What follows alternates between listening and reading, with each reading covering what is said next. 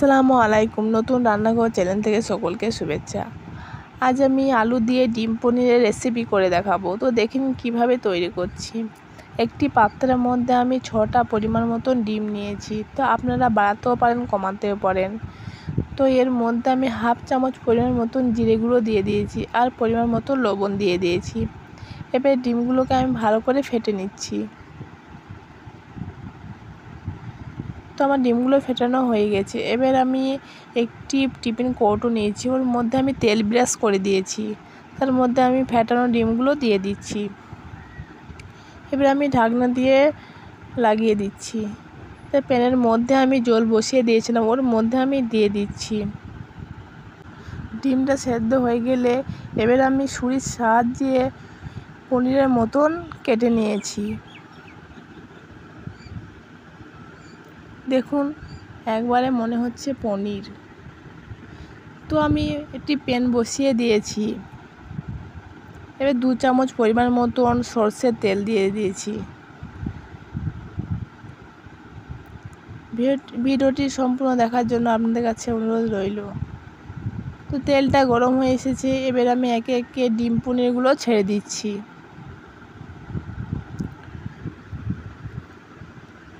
এবার আমি ভালো করে ভেজে নেব। এবার আমি উল্টে দিচ্ছি।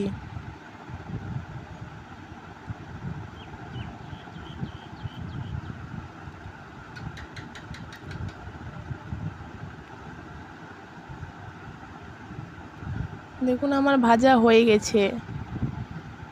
এবার আমি একে একে তুলে নেব।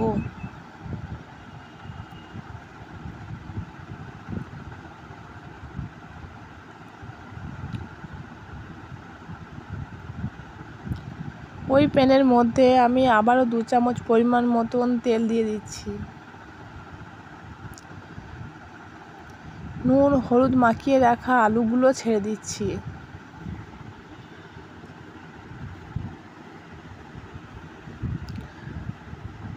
আলুগুলো আমি লাল করে ভেজে নেব। তো আমি এবার নাড়াচাড়া করে দিচ্ছি। আলুগুলো আমার ভাজা হয়ে গেছে, আমি এবার তুলে নিয়েছি। তো এই পাত্রে আবারও 1 চামচ পরিমাণ মতন আমি সর্ষের তেল দিয়ে দিচ্ছি। ওর মধ্যে আমি কুচনো পেঁয়াজগুলো দিয়ে দিচ্ছি। পেঁয়াজগুলো হালকা করে নাড়াচাড়া করে নেব।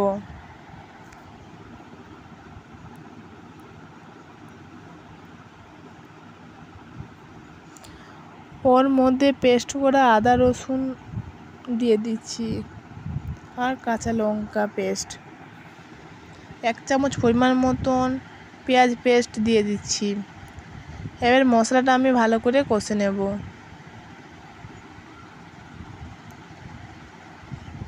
এই রেসিপিটা যদি ভালো লাগে শেয়ার কমেন্ট করে দেবেন।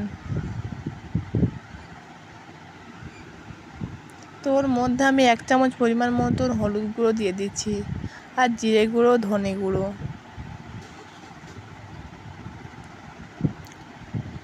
এবার আমি টমেটো কুচিগুলো দিয়ে দিচ্ছি। তো ভালো করে নাড়াচাড়া করে নিচ্ছি।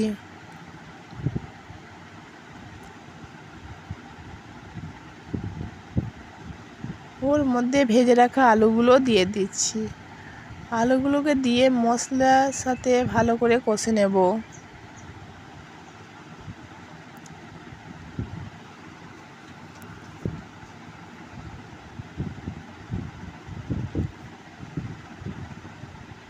দেখুন আমার খুব সুন্দর কষা হচ্ছে। এবার আমি 2 কাপ পরিমাণ মতন জল দিয়ে দেবো।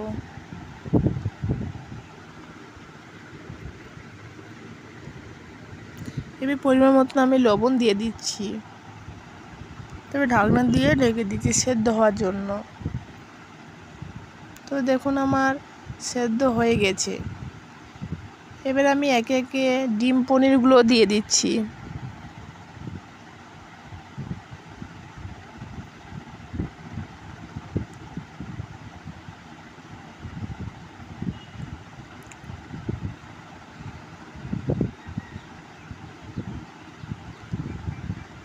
এর মধ্যে আমি গরম মশলা আর ধনেপাতা দিয়ে দিয়েছি।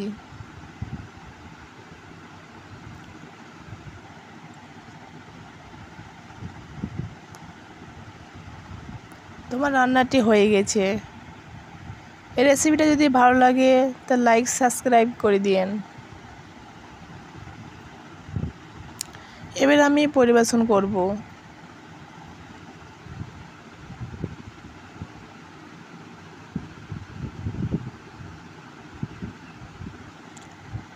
দেখুন আমার আলু দিয়ে ডিম পনিরের রেসিপিটা হয়ে গেছে।